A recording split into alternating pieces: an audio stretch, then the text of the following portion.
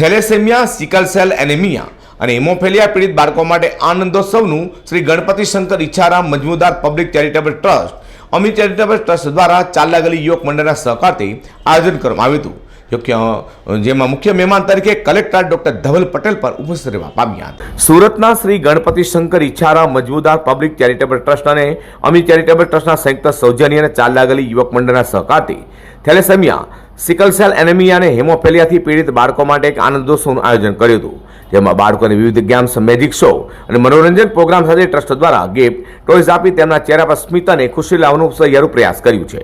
આ કાર્યક્રમમાં મુખ્ય અતિથિ તરીકે કલેક્ટર ડોક્ટર ધવલ પટેલ સહિત અનેક મહાનુભાવો ઉપસ્થિત રહેવા પામ્યા હતા. આ કાર્યક્રમમાં 205 વખત બ્લડદાન કરવાવાળા યોગેશ ધીમાનું પણ સન્માન કરાયું છે.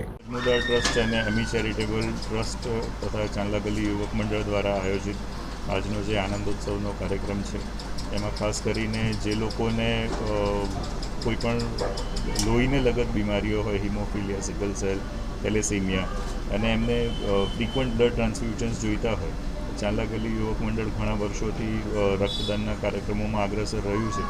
એટલે એ બાળકોની ફરી એ લોકોને મોઢા પર મુસ્કાન લાવવા માટે આજે કાર્યક્રમનું આયોજન કર્યું છે.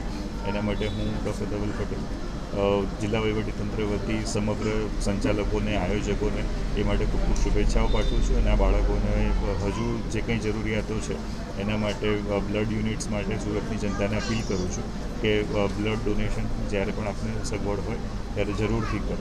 જી, હું હેતલ નાયક અમી ચેરિટેબલ સેવા ટ્રસ્ટ તરફથી આ કાર્ય કરવા આવી રહ્યો છું. અમે આ બાળકોને ખુશીઓ માટે આનંદ ઉત્સવનું આયોજન કર્યું છે આજે. આમ તો અવારનવાર અમે આ બાળકોને મદદ માટે અને એ લોકોની ઈચ્છા પૂરી કરવા માટે નવા આયોજનો કરતા રહીએ છીએ. વારે તહેવારે એમની સાથે આયોજન કરીએ છીએ ઉત્સવનું અને એમને થોડું ખુશીઓ આપવાનું કાર્ય કરીએ છીએ.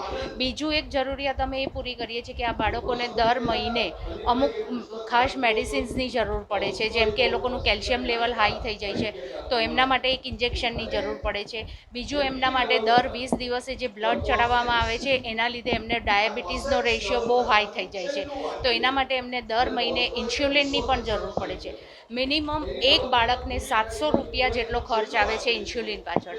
તો અમે 1-2 બાળકો એડોપ્ટ કરવાનું પણ આયોજન કરીએ છીએ અથવા ડોનરો શોધીને એ લોકોને પ્રોવાઈડ કરી શકે એ રીતનું આયોજન પણ કરીએ છીએ. એ રીતે અમે આ બાળકોને થોડી ખુશી આપવાનો પ્રયત્ન કરી રહ્યા છીએ. જી, આજે આપણા જિલ્લા કલેક્ટર સાહેબ ધવલ પટેલ સાહેબ, ex vice chancellor Dakshesh Thakar સાહેબ, આપણા ચેરમેન, સ્ટેન્ડિંગના ચેરમેન અનિલ ગોપલાની સર, અતુલ બેકરીના ઓનર અતુલભાઈ વેકરિયાજી હાજર રહ્યા છે. એ બધાનું અમે ફેસિલિટ કરીને શાલ અને શર્ટ ઓઢાડીને એમનું સન્માન કર્યું. 25મી ડિસેમ્બરે શહેરમાં અનેક સંસ્થાઓ દ્વારા થેલેસેમિયા, સિકલ સેલ એનેમિયા અને હિમોફેલિયા પીડિત બાળકો માટે વિવિધ કાર્યક્રમ યોજી તેઓને ગિફ્ટ અને ટેડી બિયર આપી હતી, જેમાં બાળકોના મોઢા પર ખુશી જોવા મળી છે. અઝર કુરેશી સાથે પ્રકાશવાળા રિટર્ન ફેન્યુ.